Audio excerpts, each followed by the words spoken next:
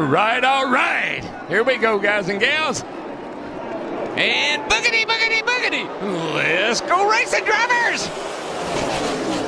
What's up, everyone? Welcome to another episode of the Loose Wheel Show.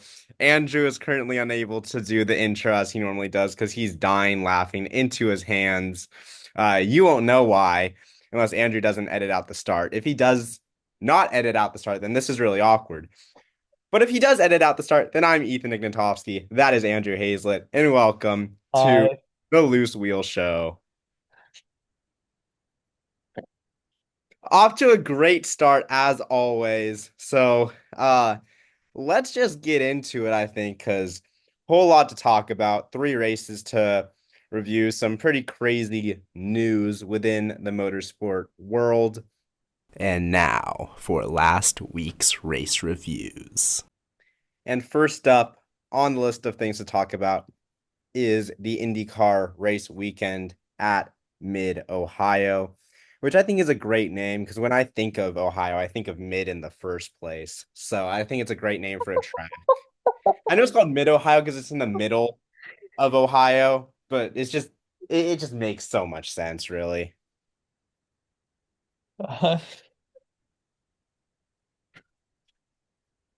Uh, I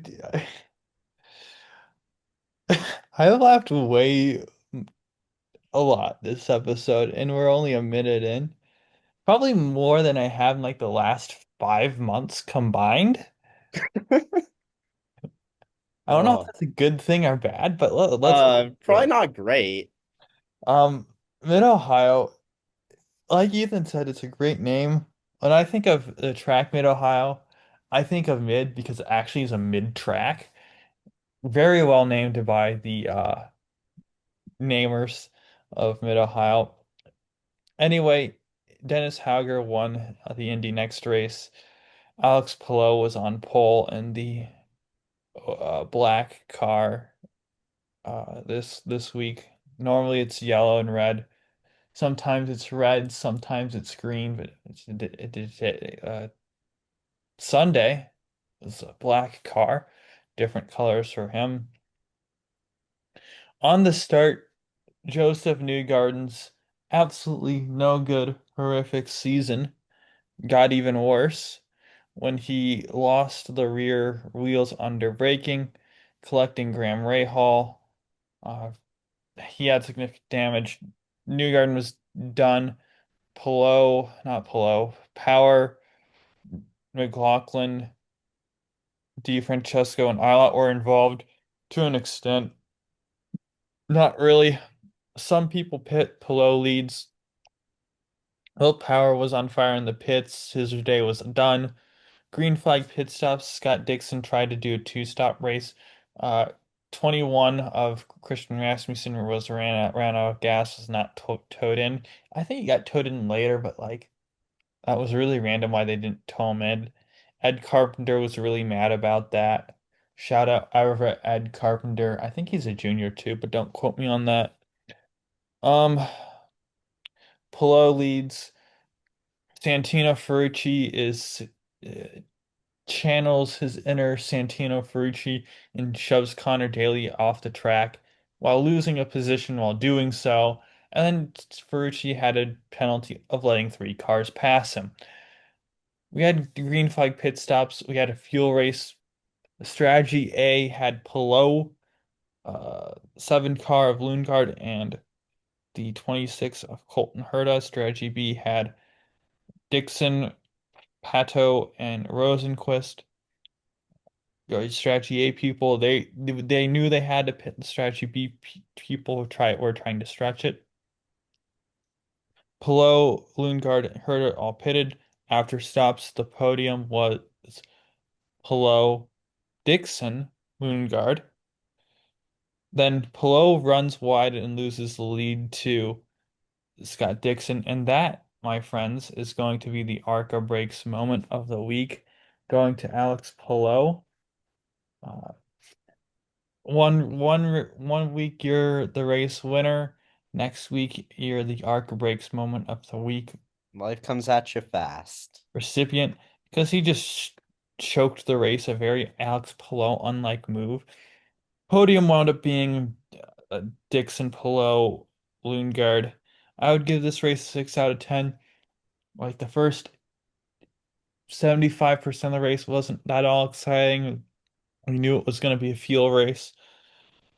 And the final stuff, which was great, which is the exact opposite of the NASCAR race. Um, we'll get into it. Shane Van Gisbergen won the Xfinity race.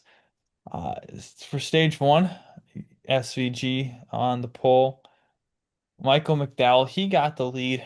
William Byron had a clutch issue. Carson Hocevar had a self crash, collecting Austin Dillon, Will Brown, Brad Keselowski, Todd Gilliland, Riley Herbst, AJ Allmendinger, and Daniel Suarez, with Brad Keselowski was the only one that was out of the race. Other people had The others had some damages of some sort. Red flag for that because it was a track blocker.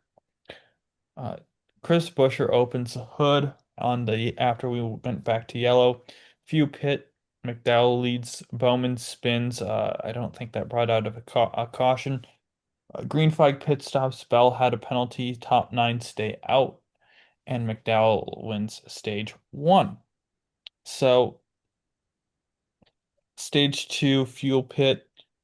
Uh, McDowell leads, but SVG was leading his strategy. Gibbs passes 88 for that strategy's lead. Bubba Wallace in the wall. Allmendinger passes Gibbs, and then SVG passes Allmendinger. Jones spins Barry. Some pit before the yellow comes out, and some pit after. NASCAR was slow to throw a yellow. Hmm, hmm. Surely this won't happen again later, Ethan. Surely it won't happen. Surely not. Surely. This is in no way, shape, or form any type of foreshadowing. Anyway, uh, McDowell had a stuck throttle, which ruined his race. Here's the thing, Ethan. Had he not had that mechanical issue, there's a good chance Michael McDowell wins that race. Hmm. Like SVG then gets the lead. Kyle Busch spins. Hamlin leads on an alternate strategy. Then McDowell finally goes behind the wall. Uh, Catherine Legg hits the wall. Green flag pit stops for some. Kyle Busch had a drive through for driving through too many pit boxes. Jones went in the wall. Stenhouse went in the wall. Just all momentarily. Ryan Blaney wins stage two. Stage three, Chase Briscoe inherits the lead from the people pitting. Uh, Shane Van Gisbergen gets the lead. We had a caution for someone in the infield, and there was an ambulance there. It had to leave. I don't know what happened to that person. I was busy dog sitting during a portion of this race, and I kind of missed what the exact conundrum what that happened there or whatever. But yeah, Shane Van Gisbergen leads. One spins. Cindric has a broken toe link, and then Chastain spun. He kind of spun Logano and Stenhouse because Stenhouse hit Logano and that who hit Chastain, and I think Chastain was just he wanted to race aggressively, and that was the end result of that. Cindric was stopped. He had a caution. Uh, 47 pulled behind the wall. Stenhouse, Van Gisbergen leads 19 of Briscoe had a flat tire. And then Bowman and Bubba Wallace have just a berserk battle for seventh. And you're probably wondering, why would they have such berserk battle for seventh? They're two of the drivers going at it in the in-season tournament. So I think might have had some uh part of it. And then Bubba Wallace just spun himself off of Bowman's car. He was just driving very erratic, and that's kind of a result of that. Bell spins. Cody Ware goes in the barriers, and for like 30 seconds before NASCAR throws the caution, and Shane Van Gisbergen wins. Quite simply, a botched call by NASCAR's part, they get the chicken award. Yeah, I don't know how you can't call uh yellow flags right there, or safety car. I Mhm. mean, it's got to be a caution. It has to be a caution. Inexcusable, really. Yeah. I was when I was watching the race, I'm like, throw the caution. He isn't gonna get back going. Throw the caution, throw the caution, throw the And he caution. was calling I for was help from his car. Yeah, he was calling like he blew a brake rotor and absolutely smashed into the tire barrier at full speed. The telemetry had him at 93 mile an hour. NASCAR waited 34 and 7/10 of seven tenths of seconds to throw the caution. I'm like, NASCAR's like, oh, we wanted to. I'd figure like the Ryan Priest crash a few re, re a few weeks or actually last year where he was sitting clearly down and wasn't going to get going again. Like throw the caution. Like if a car is up to the numbers in the barriers, throw the caution. That's an immediate caution. It's not hard to figure out that that's an immediate caution. I'm squeezing the chicken again because it's a joke that they couldn't figure it out. Like everyone was seeing that, and like it's just unbelievable to me. Like I SVG deserved to win that race. The finish shouldn't have been like that, right or wrong. Like Right or wrong, good or bad. like this is what frustrates me about NASCAR sometimes. They're Oh, officiating my on reference. what? Yeah, I get your reference, John Paletta goat. Um, Shout out, shout goat. like I'm not saying you have to be perfect. You just gotta take your head out of your rear end. And NASCAR saying, "Oh, we didn't see him." You have track marshals that are literally standing there, like there are officials. I don't know how the fact that race control missed that. It is baffling. There's that Stephen A. Smith's clip where he's going, we've been hoodwinked, bamboozled, going on and on about something. That's how I feel about NASCAR. Fair. They just couldn't. They were just that was such a bad missed call. And somehow, Ethan Ignatoski, they didn't get the organization of ineptitude here. It Hmm. goes TNT. What I was watching on Sunday didn't feel like a NASCAR race. It just felt like a NASCAR race was happening. They weren't broadcasting a NASCAR race. They were watching a NASCAR race happen.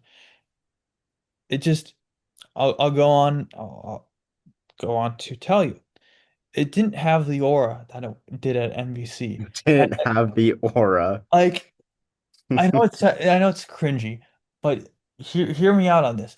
NBC made it feel like a big event that it was. On TNT last week, it felt like just another race. In some people's eyes, yeah, this is another race, but time think 90% of the fans, this is something cool. This is something only done once a year. Hmm. This has to have a certain element. The just it has to have it. You know what I'm saying? Yeah. Like that for whatever reason, that feeling was not there. Also, Dale Jr., he continues to be Dale Jr. as a commentator, which I don't think is very good. So that's part of it. They had bad camera switching work just all throughout the race. There was just random cuts of things that just didn't make sense. Stuff was zoomed in when didn't need to be. Just a lot of just bad shots being selected. I thought we were like if you go like lap, let's call it lap 33 or whatever, there's probably going to be a few shots, a few seconds of that lap where you're looking at no cars on the track because that's what the cameras they were going to would they'd go to camera a few seconds before any cars would show up.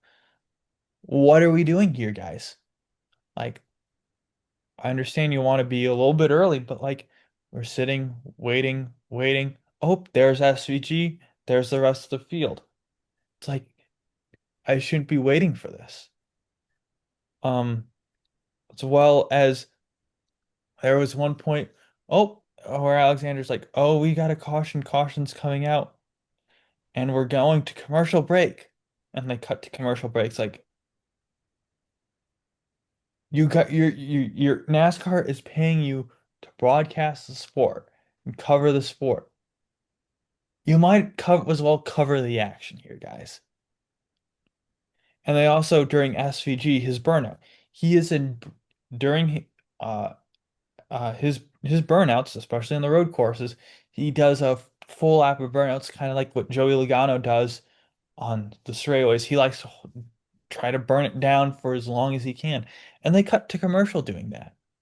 It's like, oh, we have this really cool moment where arguably the best burnouter in the sport's going to do a burnout. Let's just cut to side by side commercial and have this in this tiny little box where you can barely see what's going on.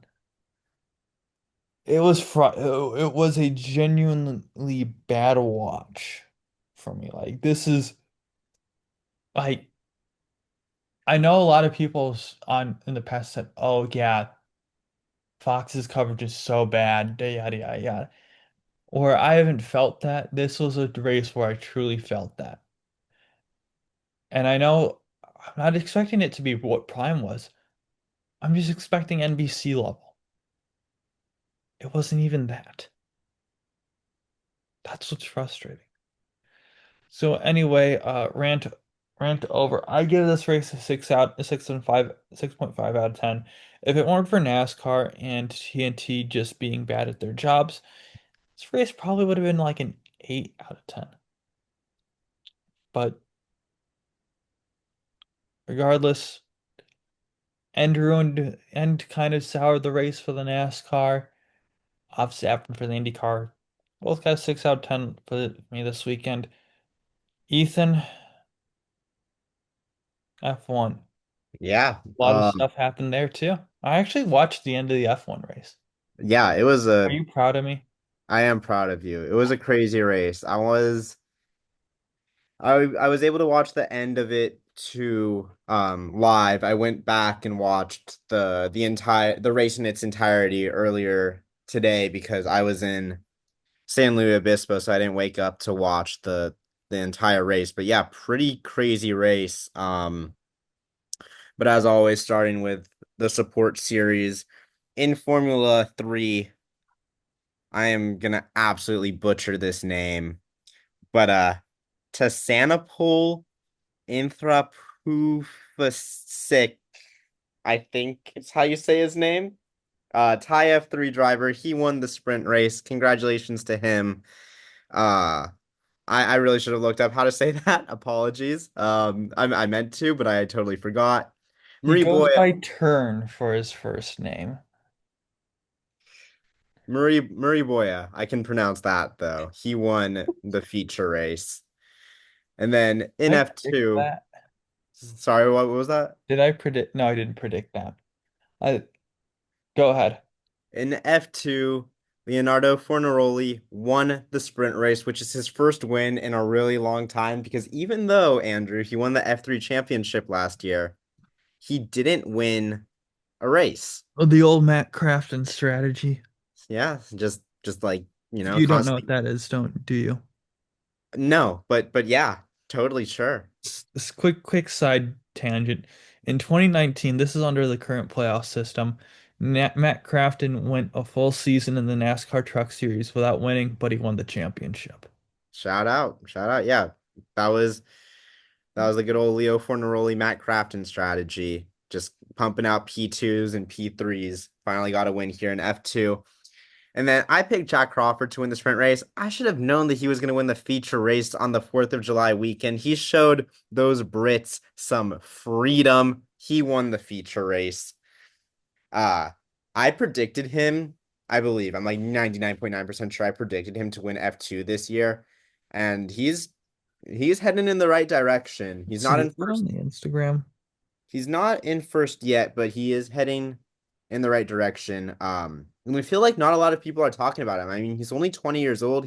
I believe, he might be 21. I don't know. He's pretty young, I'm pretty sure. And he's doing a nice job. I feel like more people should be talking about him. I don't think his future is really in F1 because there's honestly no room for him, which is unfortunate. And that's kind of just a problem with the sport. Every few years, a nice rookie comes through and there's just no room for him. So I guess that's why people aren't really talking about him, but he deserves his flowers. But anyway, onto the Not actual on the F1 stuff. Instagram. Sorry. Our F1 predictions are not on the Instagram. Yeah, no worries. It's okay. On to the actual F1 stuff. Qualifying was really, really tight. The top six drivers were only separated by like 0.2 of a second. Max pulled out like the perfect lap to get pole position. I really don't believe that car is as bad as some people are saying it is. On one lap, quali pace at least. Beautiful lap either way. Piastri got second. He made a little bit of a mistake. Lando got third. George Russell got fourth. Lewis Hamilton was putting together a really nice lap before a bit of a mistake, and he was P5, and then Leclerc in sixth. Onto the actual race, though, or I guess technically right before the race, it was raining. And on the formation lap, George Russell and Charles Leclerc pulled into the pits to put on slicks as the track seemed to be drying out. Bold strategy. Did not work great. Strategy, Cotton. See how it will work out for him. Yeah. Not a great strategy, but it wasn't the most horrible thing ever. Franco Colapinto also retired on the formation lap. Oof. Official wording was driveline issue, but rumor around the paddock, according to Racing News 365, was he burned his clutch, and that's what led to the retirement. Is he going to win the Sir Lancelot Medal of Excellence for that? It's only a rumor, so I don't want to give him an award if it's not, True. official. But it could be the last time we see Colapinto. Gonna break into the news real quick. Little sidebar. Could be the last time we see Colapinto. There are some rumors that Jack Doohan could take that spot back. There's some rumors that Valtteri Bottas could take that spot back, but it seems like Valtteri is more focused on just landing the Cadillac 2026 seat. We'll know more in a few There's weeks. some rumors that Ethan Ignatowski could get that seat as well. I haven't heard those rumors. My agent hasn't let me know. Yeah. But on to the That's Morgan, actual. right? Yeah, sure. I don't have an agent, Andrew. I don't have an agent. On to the actual race this time. 5 red lights. Away we go. Max Verstappen, he stayed in first place by swooping around the outside of turn 1 to keep P1. Gasly had a really nice start and jumped 3 places into 5th. And then Liam Lawson and Esty Bestie made some contact at the rear of the field. Lawson tried to make a move around the outside of Esteban, but Yuki Tsunoda was on the inside of Ocon, and Lawson, he didn't see that. So he didn't really give the proper move for 3 cars to go through one corner. Hence and then the collision happened. His suspension got broken. Race was over. Later in the lap, before they called a VSC, Hamilton gave Lando a good run for his money, but Lando was able to hold him off. During the VSC, Antonelli, Hadjar, Bortoleto, and Behrman all pitted for slicks. And on lap 4, when the VSC ended, Bortoleto showed that it might not have been a great idea because he slipped off the track. Rear end went into a barrier. Lots of rear wing damage there. He got the car going out of the gravel, but he had to retire. He tried to get the car back to the pits, but he just couldn't make it. So on lap 6, a VSC finally came out, and those like 2 laps in between, it was kind of kind of pandemonium in a way. A lot of the guys on slicks were really struggling, but the guys on the inters were sliding around too. It wasn't great conditions for either tire. Um, Max was sliding around a lot at the front, and Oscar was putting some good pressure under him.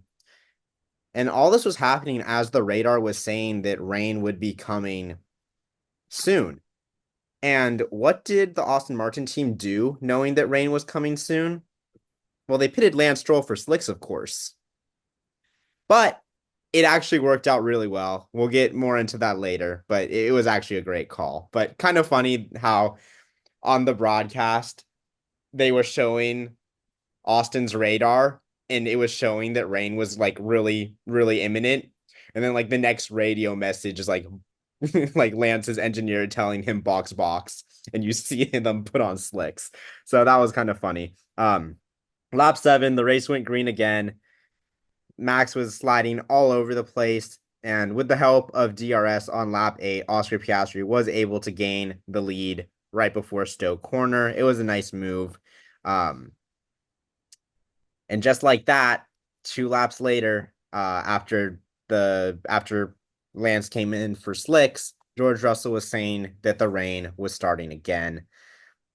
Over the next few laps, Leclerc and Kimi were battling before Kimi came in for inters. Yuki put a move on Lance as well, and the two of them kept swapping places before Yuki. Or what happened next? Oh yeah, George, Lance, and Charles all came in for inters. And Stroll was on those slicks for like the perfect amount of time. Like he was able to gain some positions and then came back in for inters. Really, really well played there. And the rain was really coming down. Lando, he got right on Max's tail, and under pressure from Lando, Max went off track. Like I said, Andrew just sliding around all over the place, and this time he just fully went off track. Kind of rare from Max there, but it is what happened, I should say. Lando assumed second place, and the top 3 came into pit. Nearly everyone came into pit. Piastri's pit stop was 3 seconds. Lando's pit stop was 5 seconds on the unfortunate end of the double stack. And Max's pit stop was 2.2 seconds, so he was able to jump back ahead of Lando. And when Piastri came out, he had Alex Albon between himself and Max and Lando. And it took Max and Lando a little bit of time to get past Albon. So Piastri had got himself like a 10-second lead, which ultimately in the end did not matter. But at the time, it seemed like it could be a pretty big deal. And like I said, Lance's strategy was working great. He got all the way up to 5th after these pit stops. He got past Nico Hulkenberg for 4th shortly after, and Nico was running a really great race, really great strategy in his own right. We will be talking more about Nico Hulkenberg later, Andrew. I know you already know that. The rain, it continued to be really crazy through this like teens lap section of the race. A safety car actually came out on lap 14 after Leclerc slid off the track. His teammate Lewis Hamilton was also having a really rough time before the safety car. He dropped a position or two. And just a quick side rant here. It's really unfortunate and honestly crazy how like back in the day, like 90s, early 2000s, we had these wet tires that seemed to work perfectly fine. Like that, yeah, there was a lot of spray, but the cars were able to race on track in really wet conditions. But now, like, the wet tires are never really used, and it's either like dry track, medium wet track, or cars are just aquaplaning. There's no like ability to race under really wet conditions, and that's unfortunate. I understand that the safety car was called out for like safety. Obviously, it's in the name, but it's unfortunate at the same time. I wish we could get back to that, racing under wet conditions. Maybe one day. But in the current form of F1, it's just not safe. Anyway, though, at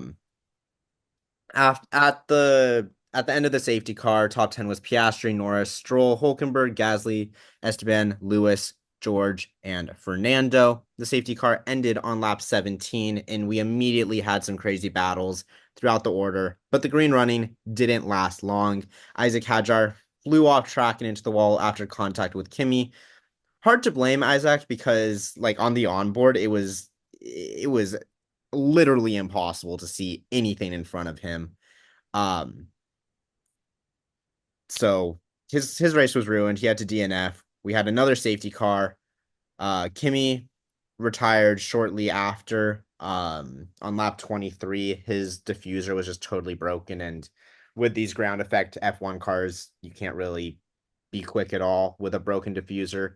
So it was unfortunate for him. And then for some reason, Esteban, he was running in the top tens. He didn't pit under the previous safety car when everyone else pitted. He waited and pitted under this safety car, and he ended up at the back of the grid. So absolute strategy masterclass from the American team. On lap 21, safety car was ending, and Andrew, this is End of the safety car. end of the safety car, yes, but this is the moment in time where I will be giving out the Lance Stroll Medal of Excellency and Honor and whatever it's called.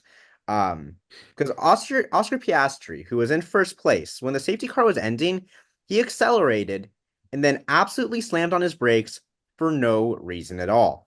And that caused a chain reaction down the grid. How it didn't cause an accident is a minor miracle, just because of the Constantina effect.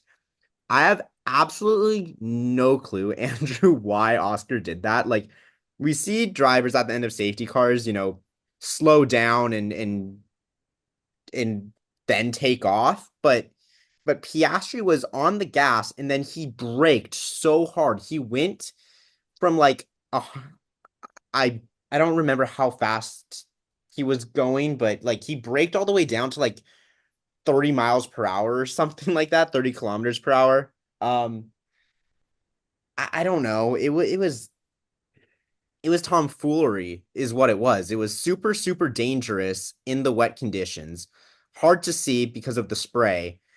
And it was way more dangerous than what George did in Canada. Because if you remember, there was that moment in Canada where George under the safety car was braking. But let me give you 3 reasons why it was a completely different scenario, Andrew. Okay. I One, don't remember what George did, but okay. he braked under the safety car. One way that it was different was the conditions. I mean, it was it was raining and you couldn't see in Britain, whereas in Canada, clear sunny day.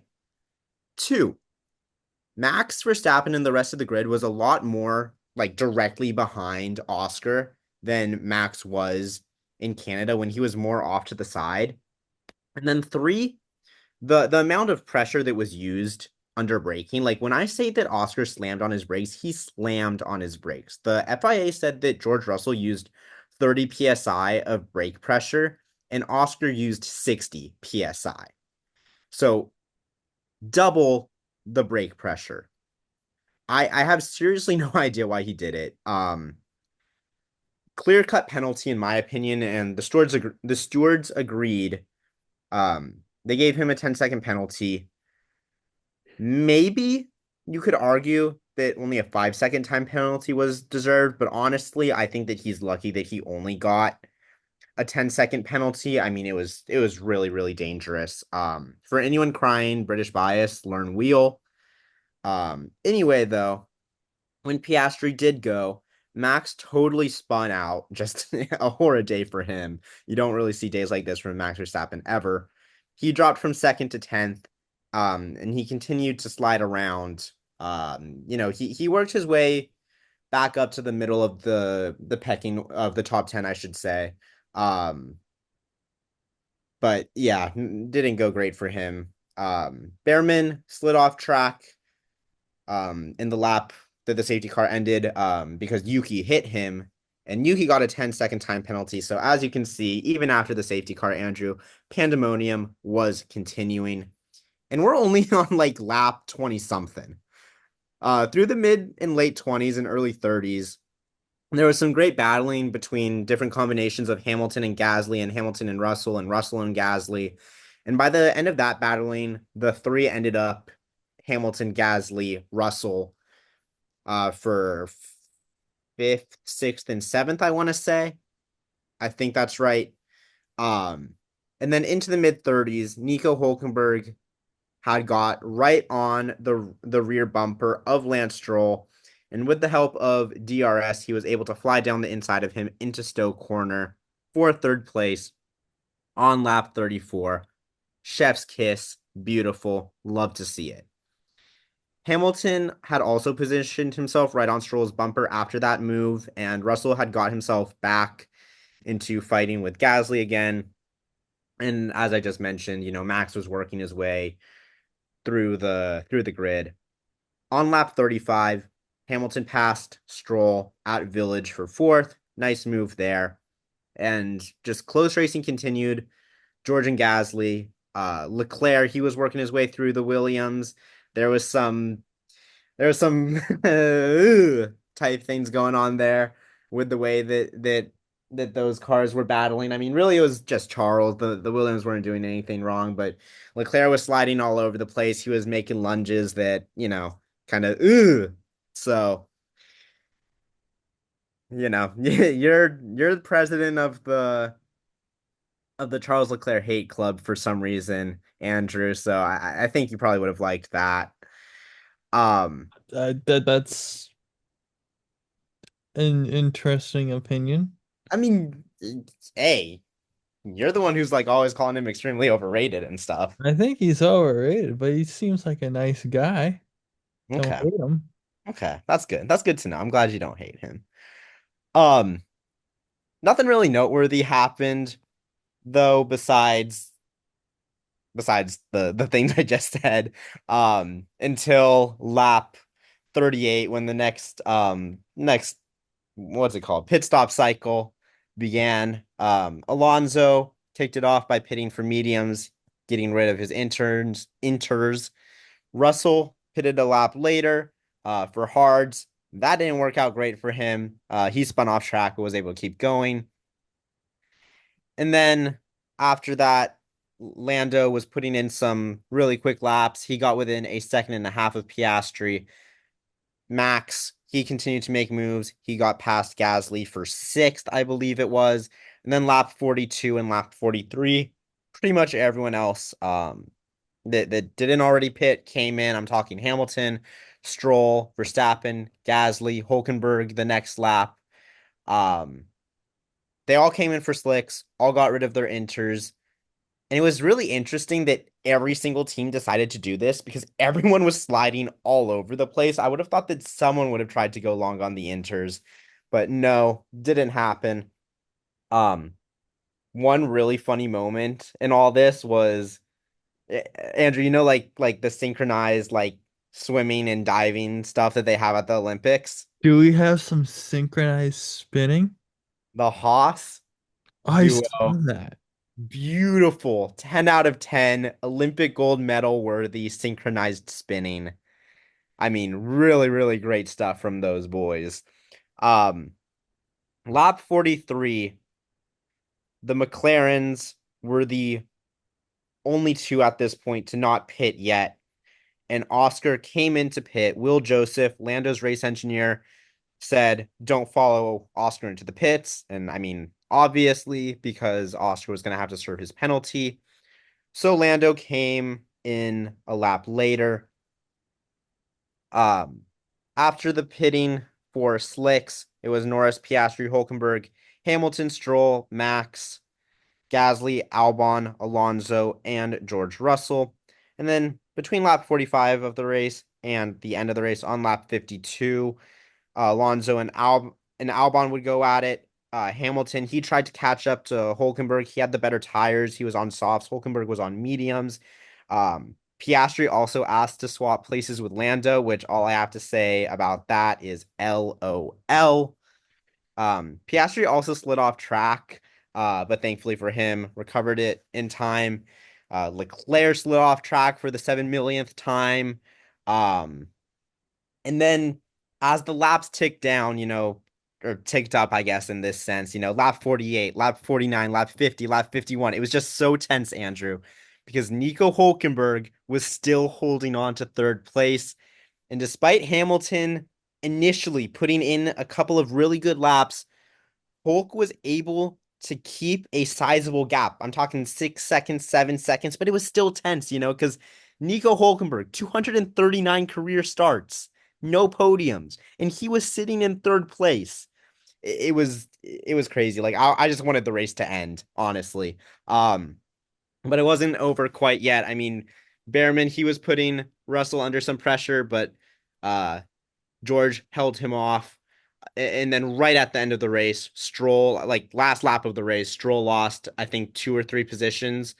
Um, and after the race, he basically called the car the worst thing ever. But he had a good race going for a really long time, so credit to him. But this isn't about Lance Stroll. It's not even about Lando Norris, who, when he crossed the finish line at lap 52, he won his home race for the first time ever. It wasn't about Oscar Piastri, who came home in second. It was all about Nico Hulkenberg, who crossed the line in third for his first career Formula One podium. Andrew, it was such an amazing moment. I know you were watching, but it was just an awesome moment. The team was so happy for him. The entire grid was so happy for him. Um, K-Mag was there. The enemies to lovers storyline. Mwah. I can't say that with a straight face. But K-Mag was there for his friend. It was beautiful, dude. It was so beautiful. And he did it in a Sauber. Like what? I mean, Wasn't the the Sauber like Saubers. supposed to be the worst car this year? Yeah, one of my hot takes was they weren't going to score a single point all season because that's how horrid they were expected to be anyway. But I mean, they've had some solid pace recently. Um, it was a successful strategy, and I mean, he drove the wheels off that thing. So super happy for him. Um, yeah, amazing moment. And then Hamilton, Verstappen, Gasly, Stroll, Albon, Alonso, and Russell rounded out your top 10. Um, for me personally, I'm gonna give it a 7. Yeah, I'm gonna give it a 7 out of 10.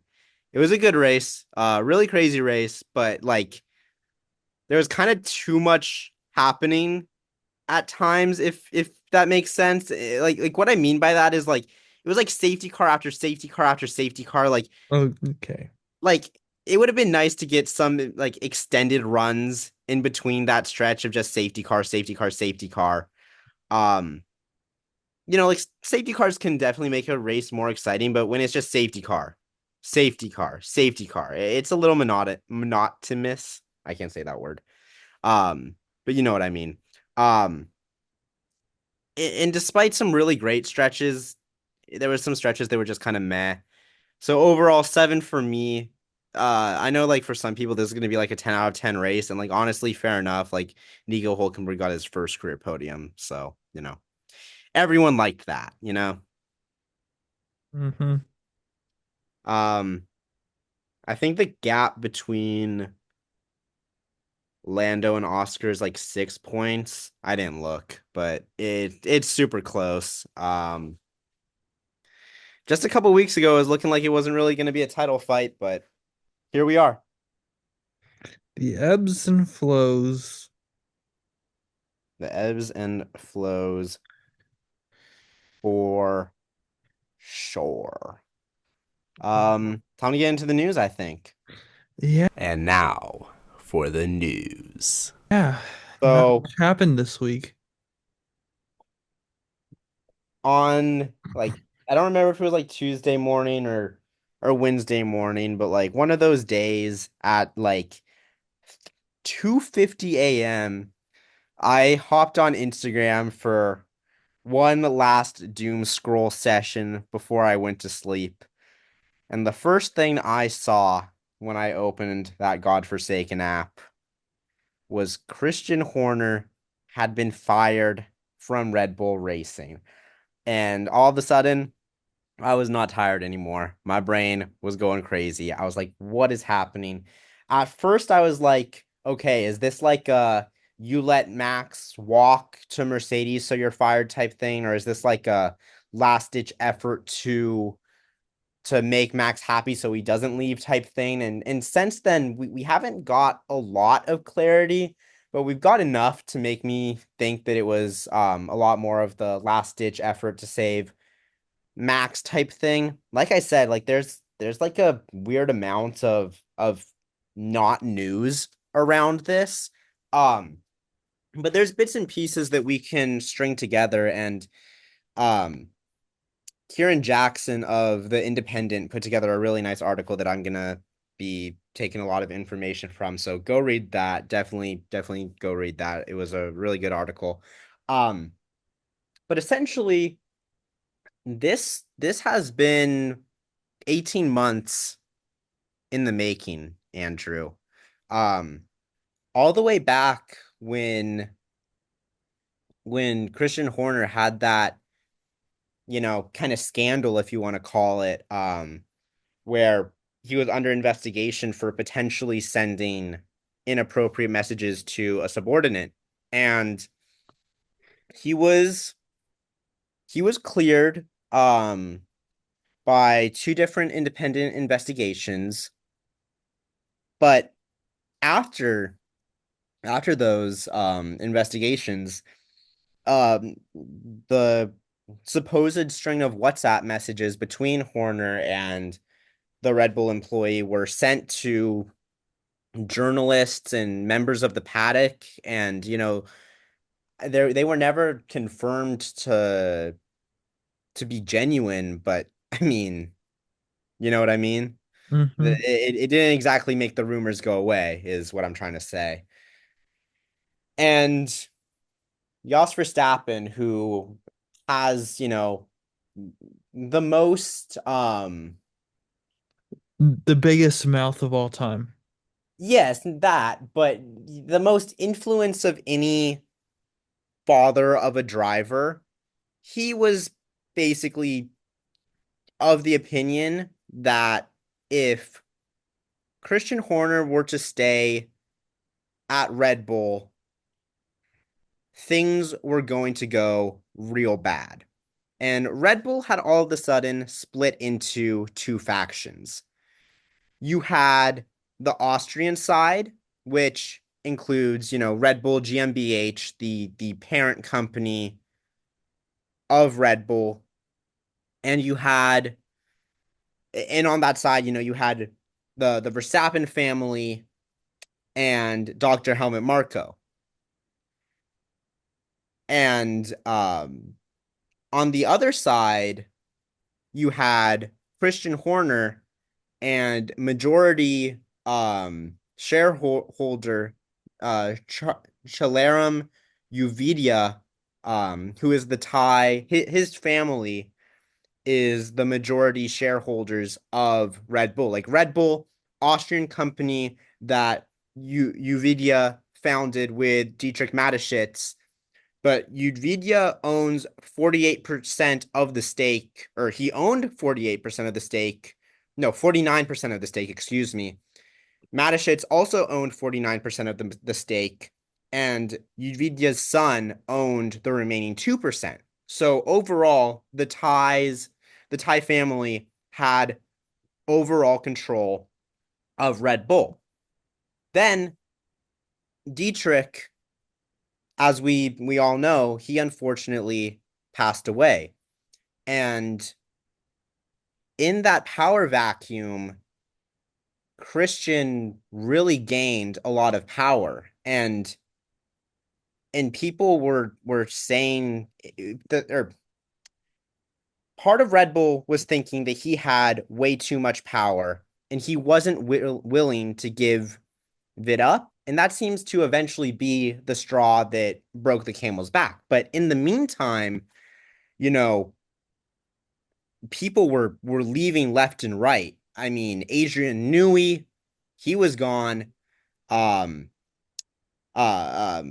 Rob Jonathan Marsh, Wheatley. Rob Marshall, he was gone. Jonathan Wheatley, like you said, the structure of what made Red Bull so competitive was falling away. The foundation was cracking. So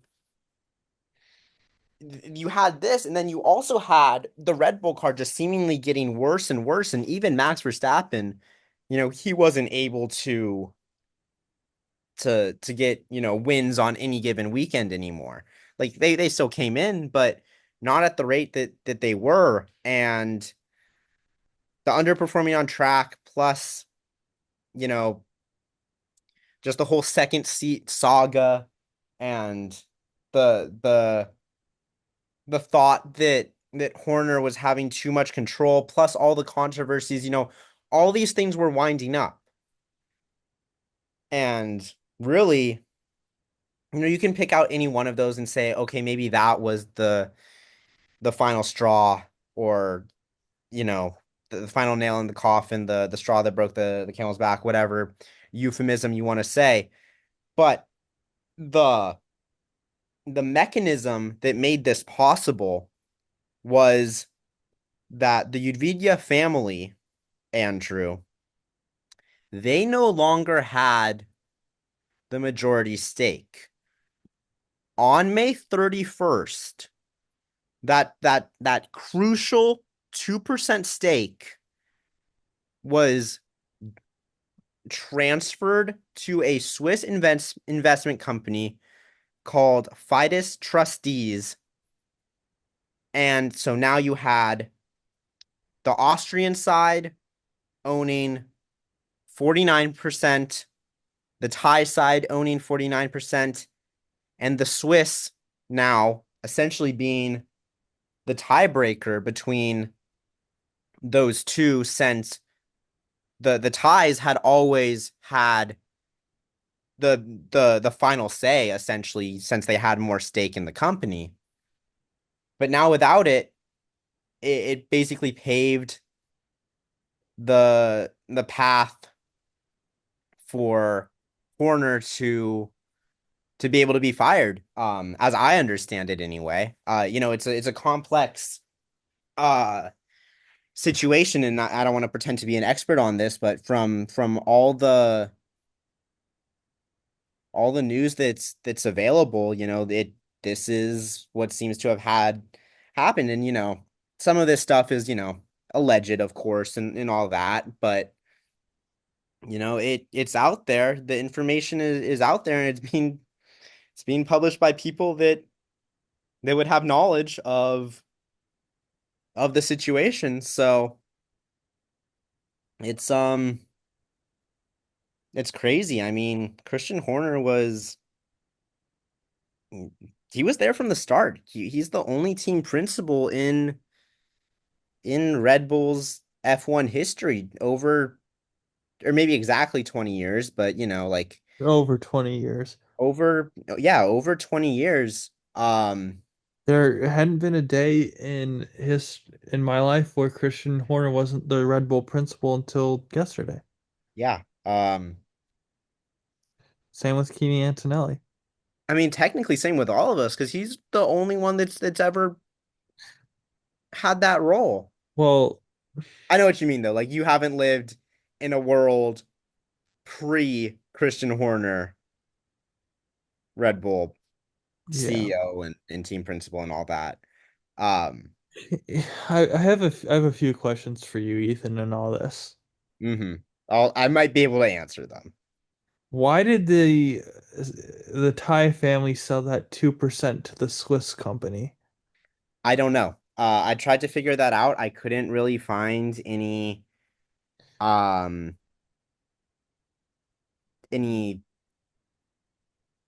hard news. Maybe, maybe there is something and I just didn't see it. But what I do know is that um how this information was found was there were documents from the regional court of Salzburg that confirmed the transfer. So maybe it was a legal thing. I don't know.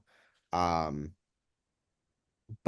you know, I guess that would make sense. Um, would make sense. I don't know for sure though. My next question is kind of I'm gonna give my opinion first. I don't think this is the right move for Red Bull. Corners built the team uh, up from the gutter to the mountaintop. Won championships with Vettel. Had a valley. Won championships with Max Verstappen. Now appears to be in another valley. I don't know if anyone else is capable of getting Red Bull out of this Um, valley, and especially we don't know. They're clearly on the descent. Is this just the beginning? Could it be a tailspin down the mountain? well, I mean, I don't know. I think that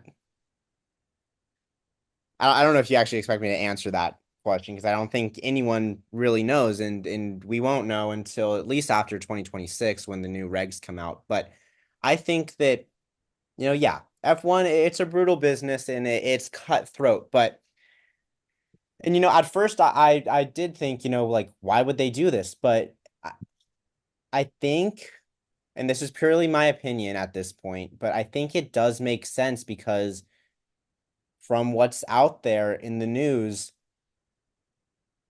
it seems like the Red Bull or sorry, the Verstappen family was really, you know, at odds with Christian Horner. And yeah, Christian Horner is Red Bull. Red Bull is Christian Horner. But they're both nothing without Max Verstappen at this point. The team is so intrinsically tied to Max at this point. Like, he's the only one that can get results out of that car. The car is built to him, even if it's not at its fastest anymore. It is built for his liking. At least it's supposed to be. And you know, they need to appeal to Max. If this is how they think that they can keep Max, whether it be, um,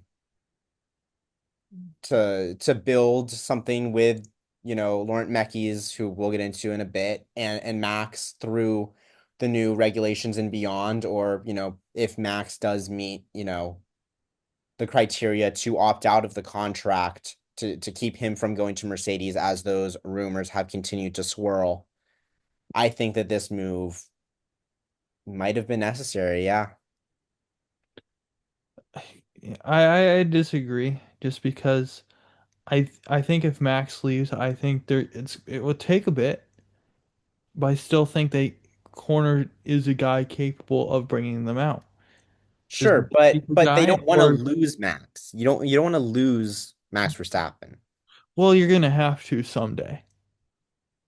And I I think that Max is a huge loss, but how many other team principals are available right now that can go the length of Horner has? Maybe zero.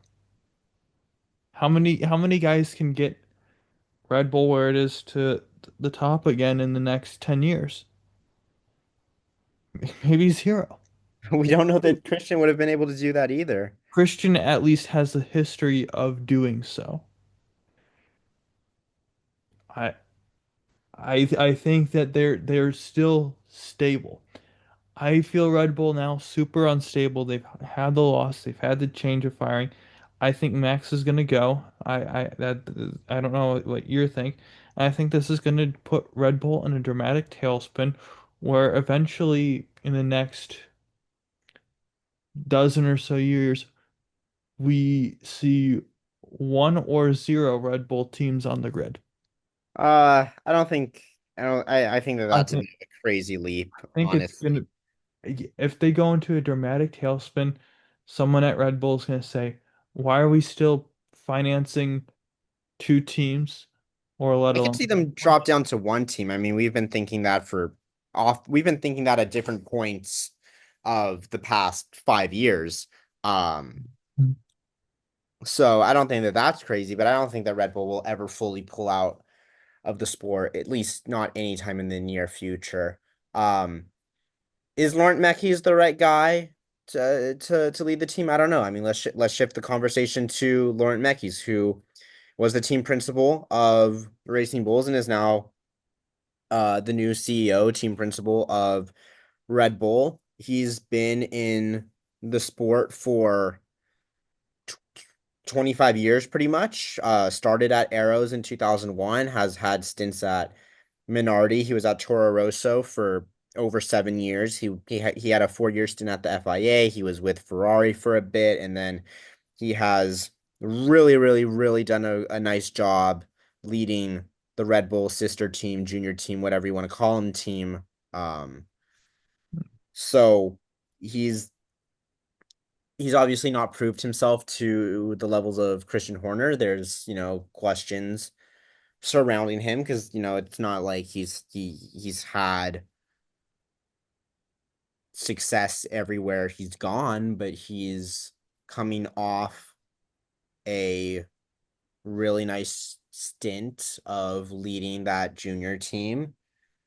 And I think that he can be the kind of guy to lead Red Bulls, especially if the Verstappen family can work alongside him, especially if Helmut Marko backs him, which I don't see why he wouldn't.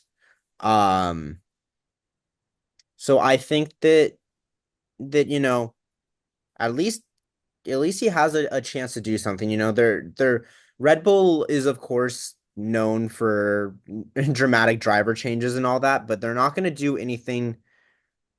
They can't afford to do anything too crazy again in terms of management Mm. anytime soon. You Right. know, they're not. I would be extremely shocked if they started, pulling Alpine type things. Mekis is gonna have the opportunity to at least lead the team through the new regulations, in my opinion, and then we'll see where we go from there. If the car and the team is struggling after the regulations, I can see some desperation setting in as the team tries to keep Max, but I think that he's a perfectly fine candidate to lead a Formula One team. I have no problem with it. And then um obviously with Meki's going to Red Bull, someone has to lead Racing Bulls, and that man is Alan Permane, who has also been in F1 for a long time. He he's been part of some pretty funny um uh race engineer driver back and forths. Um he was a engineer for Jarno Trulli and Giancarlo Fisichella. I think that I think it was Fisichella who at the Australian GP one year, he was like, "You're 2 seconds slower than Fernando. This isn't possible." Um, it was a funny radio message. If you're an F1 fan, you've probably heard it. If not, you can I've YouTube. heard of it. Um, so he's been in the sport since 1989 when he started out as a test electronics engineer for Benetton, and he's he's spent a lot of time with Alpine before becoming the racing director of Visa Cash App RB, whatever you want to call him, in 2024. And like I said, now he's team principal. He's he's done a bunch of stuff um that's I mean, it seems like he's done everything that's not team principal up until this point. So yeah, I mean, I guess it's about time. I don't have Yeah, anything against those two hires as team principals. I think Probably they're the best they can find. Yeah. He was also Kimi Räikkönen's um race engineer for a time at Lotus. So you already know that they had some funny back and forths. Forgot to mention that. But, you know, as of now, that's really all I have to say about the Red Bull family saga. Unless you have anything to add, Andrew, I think it's time to move on to our next piece of news. Go All right. ahead. So there's really nothing big to say here. Apple, after the success of the F1 movie, whether you like it or not, I already shared my opinions on it. But whether you like it or not, Apple is continuing to try to be a force within Formula One. It is looking to become the US TV rights holder of Formula One. Of course, right now it's ESPN. ESPN is also looking to re-up its contract, I guess you could call it. Um it's it's been reported um that the offer from Apple is between 150 and 200 million. Um that's a large sum of money. Especially when compared to the number that ESPN is currently paying, which is, between 85 and 90 million, and it's a lot more than what ESPN can pay, according to Dylan Byers, who is I guess a financial reporter. So we'll see what happens. Looks like Apple could very well be the new home for Formula One in the United States. I And then mean, it wouldn't really change anything because, ESPN doesn't control the broadcast. It's just the Sky Sports British broadcast on US TVs. It's just, Apple would be able to bring in some money. And, people would be signing up for Apple TV, which would mean I would have to get even more streaming services. So isn't that super fun? and then I will go from watching a handful of F1 races a year to zero because I am not about to get Apple TV for F1. Yeah, fair enough. Moving over to IndyCar side, we have some of the resolution from the Penske IndyCar month of May fallout. Team Penske taps Jonathan Duguid from the uh, to be the Penske Racing president and Travis Law uh, to be the competition director for IndyCar. Um, both came from the sports car program, so it's not surprising to see Kyle Moyer, Ron Rzuski, Tim Cindric all gone from the program. Kyle Moyer now at Arrow McLaren, I think it's just a strategist role for now. I think that could be a huge get for them. Just have another smart mind in the house. So yeah, that's not much to report there. Just expected changes for the most part. And then 2311 and Front Row are set to lose charter status. Um,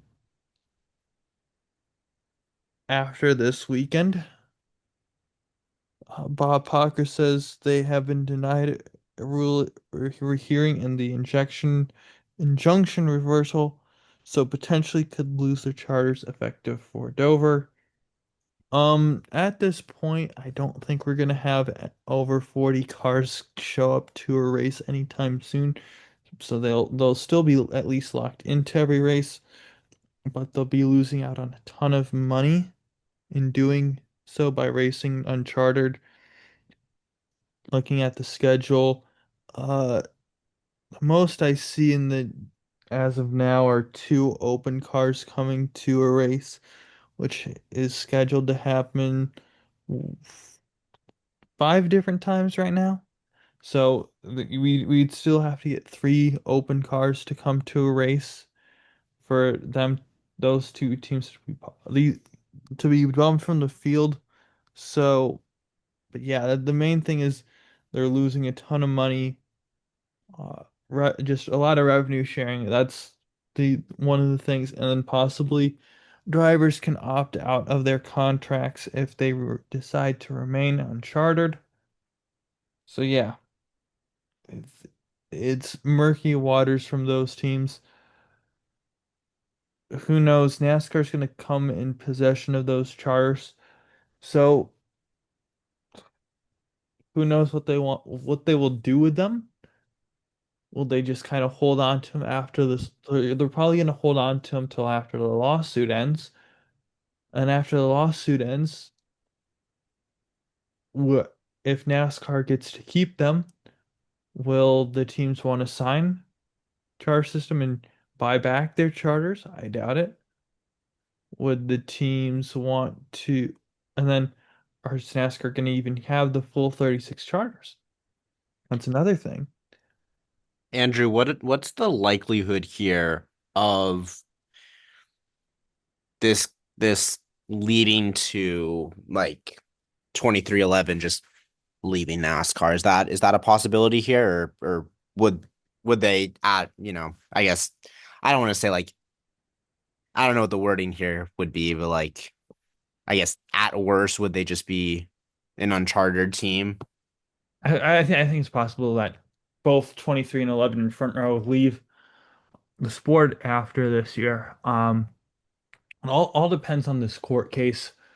It sounds like they're going to go to arbitration. At least that's what they should do. And I think if they go to arbitration, they're both teams are probably going to stay as they are. On NASCAR, I don't know exactly how or what that's going to look like. They could be uncharted, they could be chartered, they could have to pay a lot of money. Some team, maybe they might sell if they get to keep their charters, they might sell them. There's a bajillion possibilities. If they win their case, I don't know exactly. But they'd stay chartered. They'd get money. I don't know exactly what else. Not as many possibilities there. But if this thing doesn't go to arbitration and they wind up losing bad, the worst case scenario here, that means they they won't be chartered. They would lose their charters, possibly. Mm-hmm. 6 charters. Uh, NASCAR could say, "Oh, you can have them at a reduced price."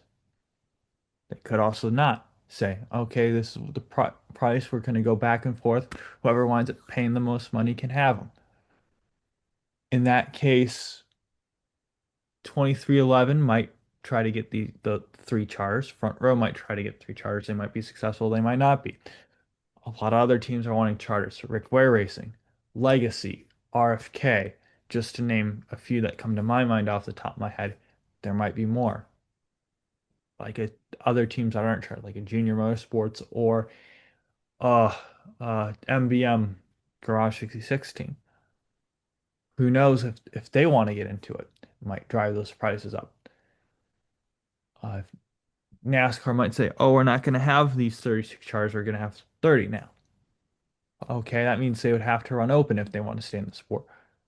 Or with either both scenarios, the teams might just say, "Okay, we're not interested in retaining these charters or even racing."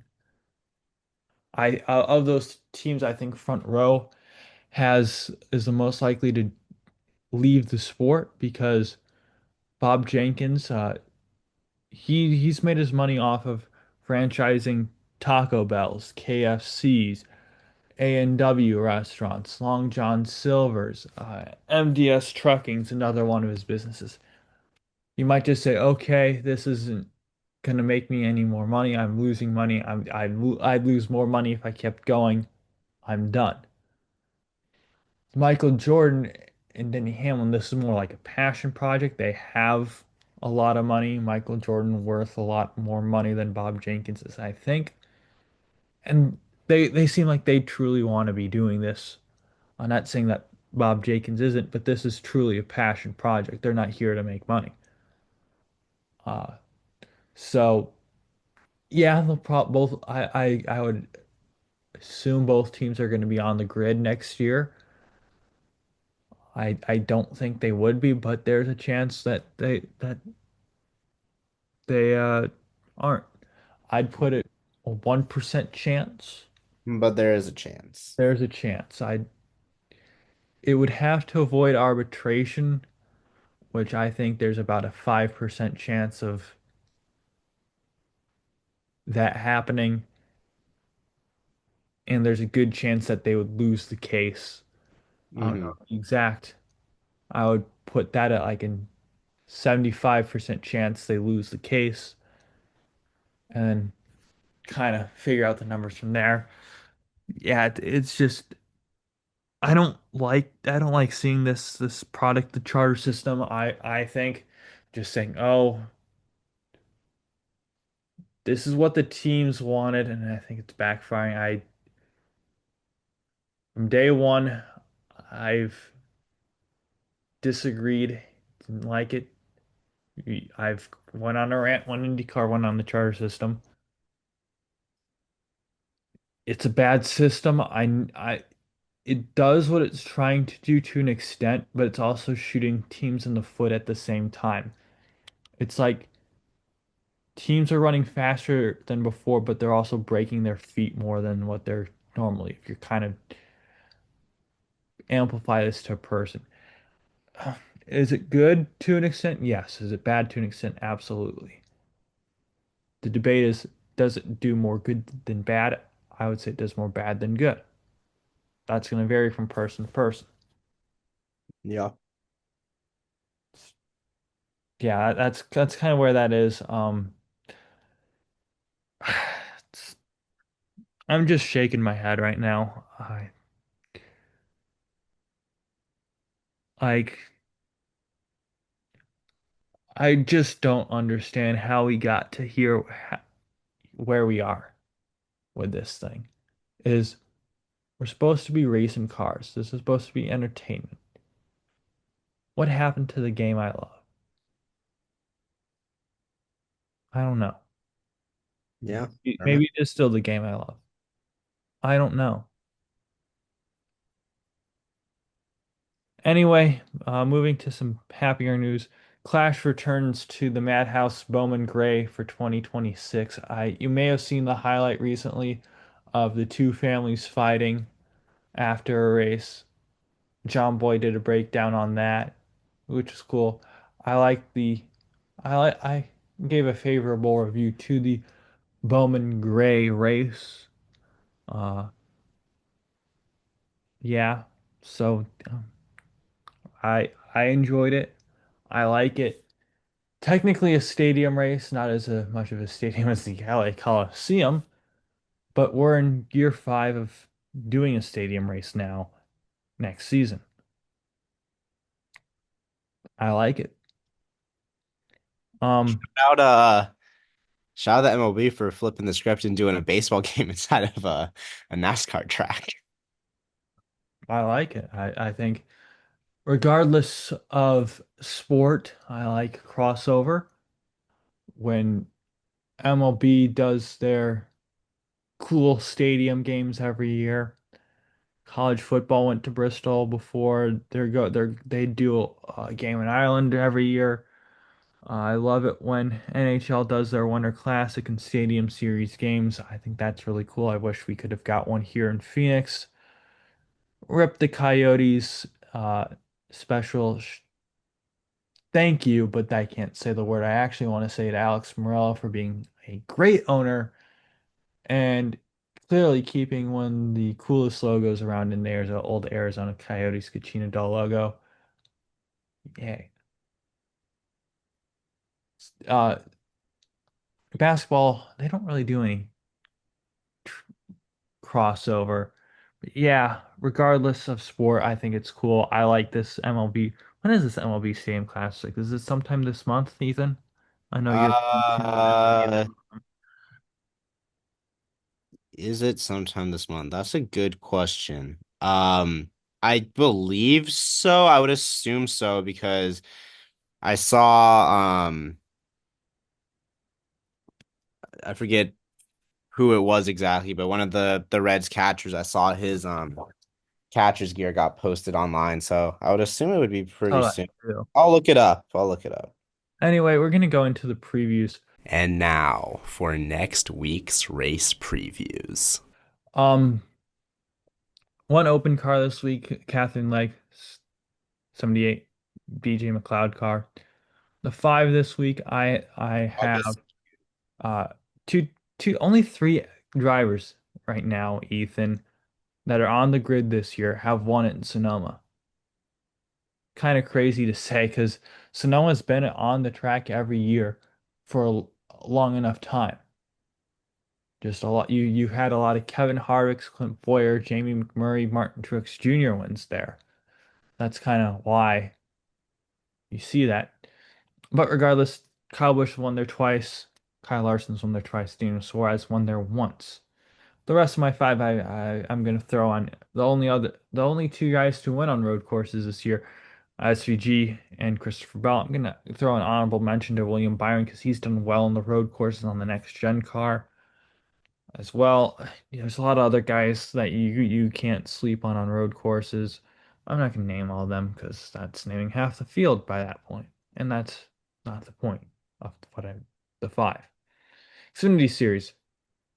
SS Greenlight this week brings Alex Laban the '07, Connor Mosek in the 14. The 9 for Junior Motorsports, Shane Van Gisbergen undefeated. No, that's not right. I believe the 9 has been defeated this season when it's ran. 17 for Hendrick Corey Day. One of the most hyped I feel like this is an artificial hype. I don't think it's a true hype, but one of the most hyped prospects in NASCAR right now. 19, Joe Gibbs, Riley Herbst. 32 for Jordan Anderson is Austin Green. 35 for Joey Gase is still TBA last I checked. Are you still TBA, Joey Gase? I don't know. 53 for the team is Sage Karam. Um, let's see. NASCAR app. 53. 35. 35 is Austin J. Hill, which is not the same Austin Hill in the 21 car. We have two Austin Hills this weekend. Absolutely beautiful. I forgot the other Austin Hill was running the 35 car. 70 this week, Will Rogers. Normally in it's Thomas Annunziata, but he's running a what I think Trans Am that he normally runs. That's what he's doing full time. That clashes, so they brought in Will Rogers this week. Uh, and then 91, Josh Bilicki. And then before I do go into IndyCar, Brad Keselowski had a tweet saying, "Oh, this is too many road courses." Uh, this is what he said. We went from 2 to 6 road course races, possibly 7 next year. NASCAR was successfully built as a primary overall racing series. IMSA was built as the primary road course series in Road America. IMSA will always do road racing better than NASCAR, and that's okay. Yes, too many road courses in NASCAR. I think Keselowski's wrong here. I think 6 is probably the right number on a 36 race schedule. That's 6 of the schedule. I I think I just think going more is too much. And 6, that's still like what, 82% ovals? It's still vast majority ovals. I think 6 is the right number. I like what we're doing here. I just think and I NASCAR fans, when it was like 3 road courses, NASCAR fans were saying, "Oh, we want more road courses." Now that we have more road courses, there's another portion of the NASCAR fans saying, "Oh, I don't like road courses. We have too many." To be fair, this car isn't the best on road courses. The Gen 6 car was, but still, I think six. I said it then, six is the right number. Now that we have six is still the right number. I don't know about you, Ethan, if you have any thoughts on that. Um, I honestly wouldn't even mind a couple more uh road course races, but I think that yeah, I think it's a fine number. I don't think that there's like a huge need to change it one way or the other. It adds a variety to the schedule. Variety is always a good thing. I'd even like it if, you know, maybe if they want to keep it 7, if they went to, different tracks every year instead of the same road courses, like what they did with Mexico City this year. That was new. That was super exciting. Brought in interest. I think that it's a good way to bring in interest. I think it's a good way to capture um racing fans that don't just aren't interested by oval racing because whether you think that's crazy or not, that's not in unpopular opinion amongst some motorsports fans. So I think it's just a good way to get more eyes on NASCAR, like I said, and I definitely don't think there should be less. I'll say that much. Yeah, I agree. It's like with these three, I'm not going to count the short Rovals being relatively new, even though it's still a race that isn't 10 years old.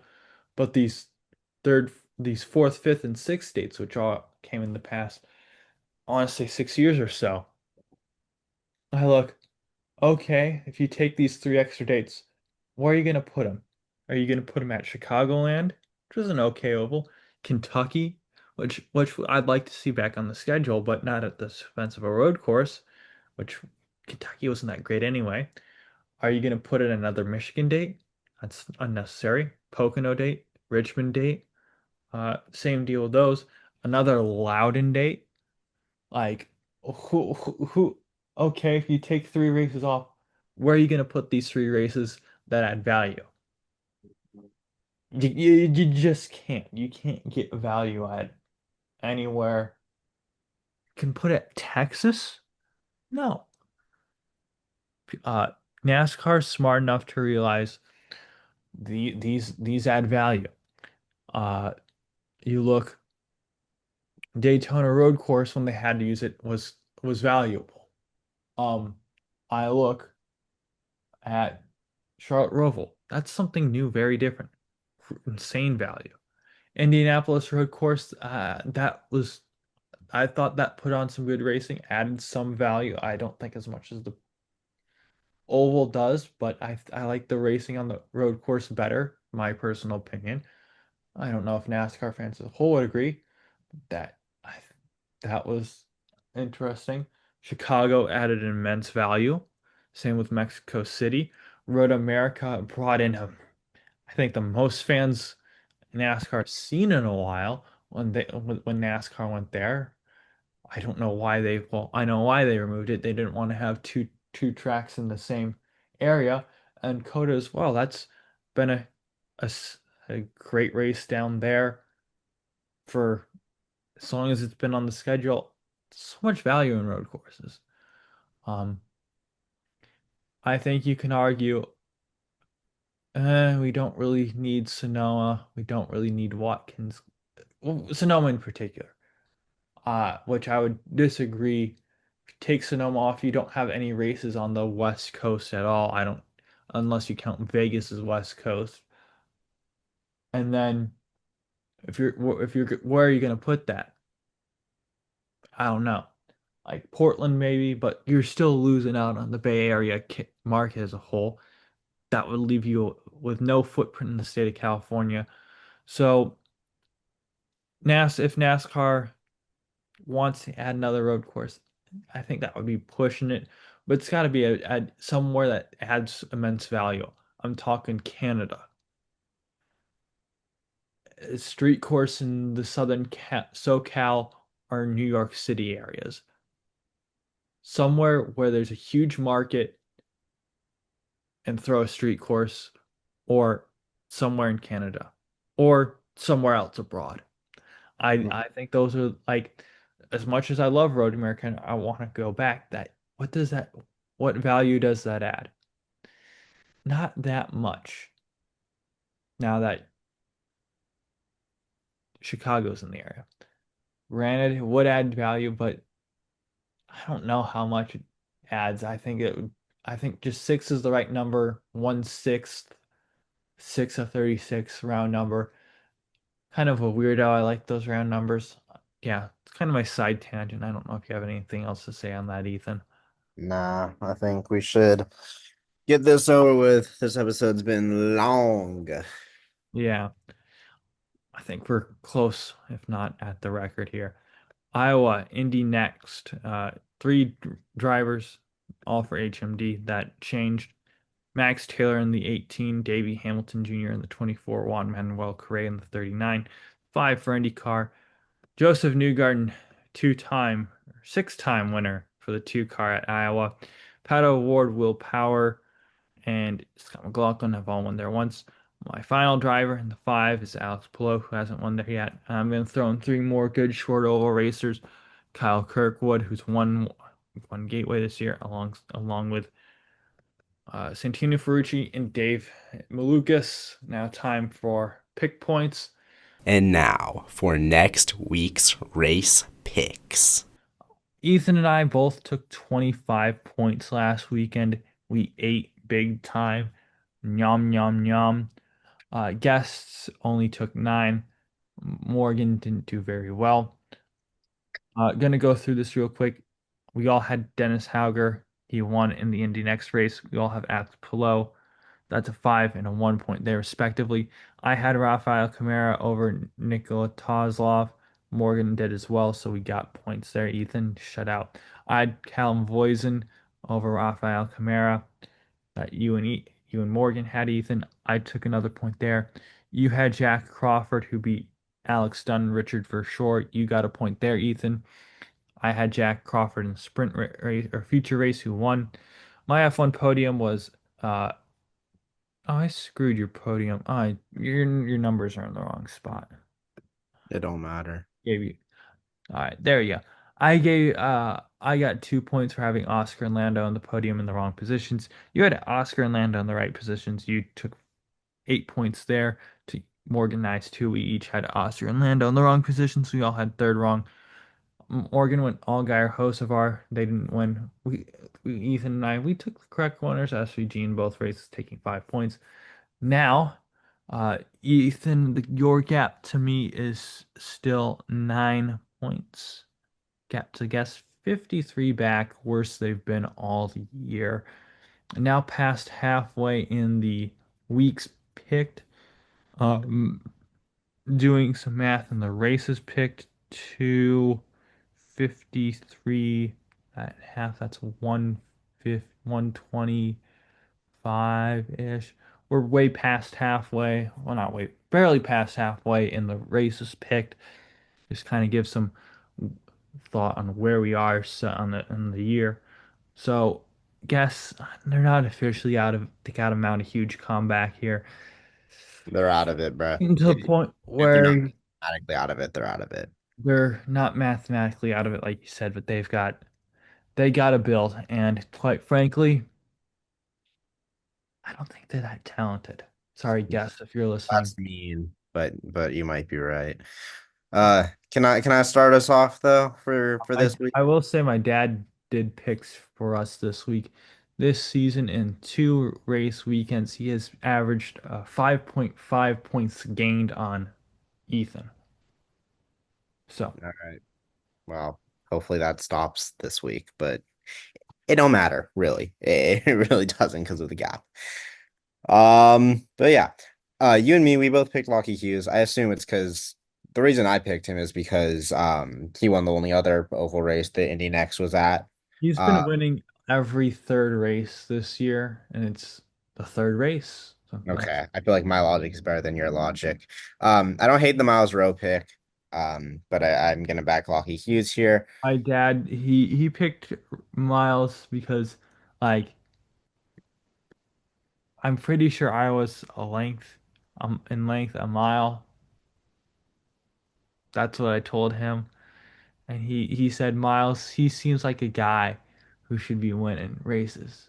And his name's Miles, after all. Um, get into I don't have anything to say about that.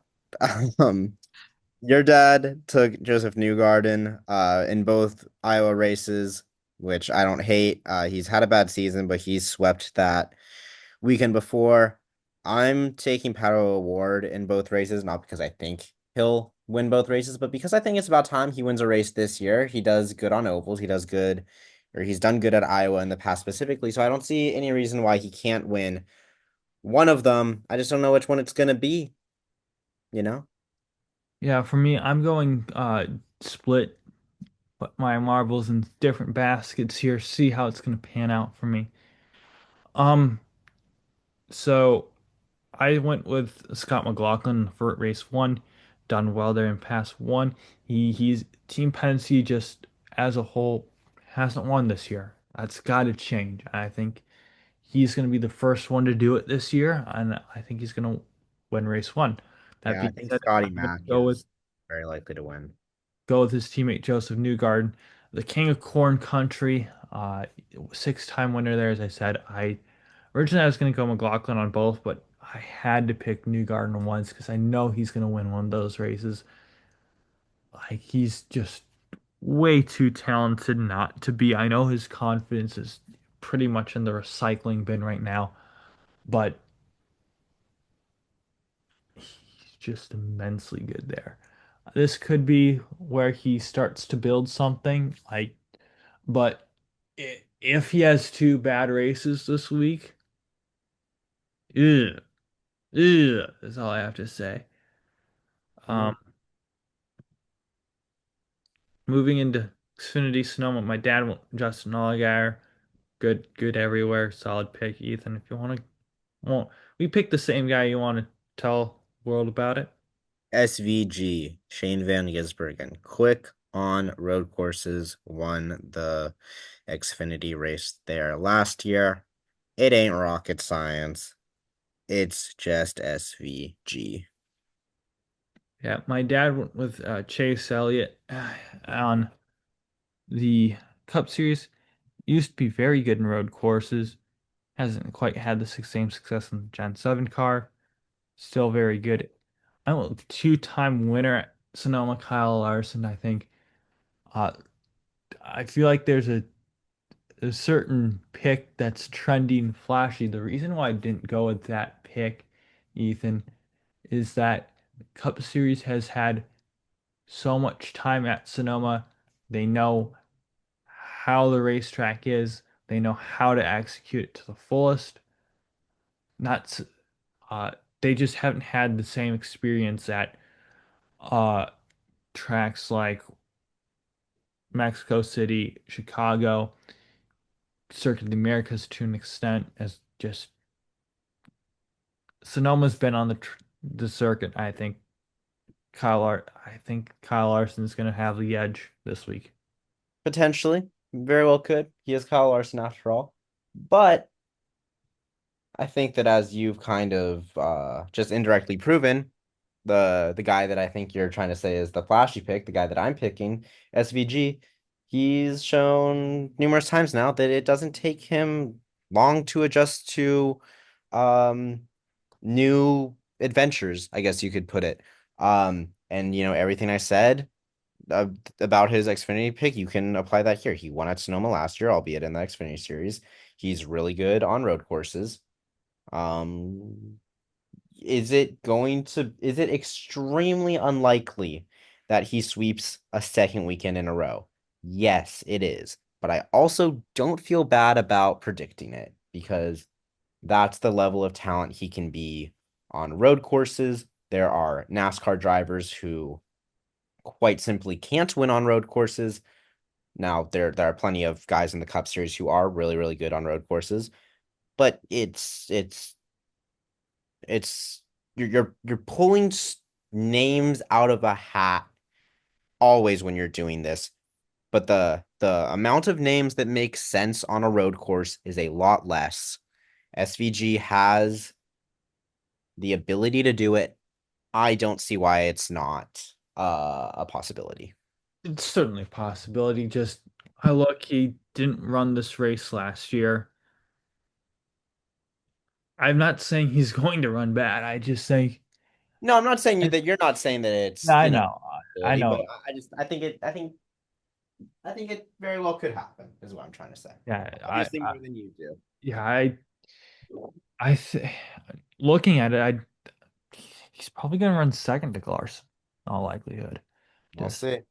Until I then, just think the I get think it's just time to say goodbye. the overall gap isn't the same. But as you said, Ethan, it's time to say goodbye. Goodbye. Goodbye. Goodbye. Goodbye. Goodbye. See ya. To me, it looked like he actually lost the wheel. The wheel for Ross Chastain is still and perfect. Wheel on the track. Did you leave the wheel loose? You picked the fine time to leave me loose, wheel.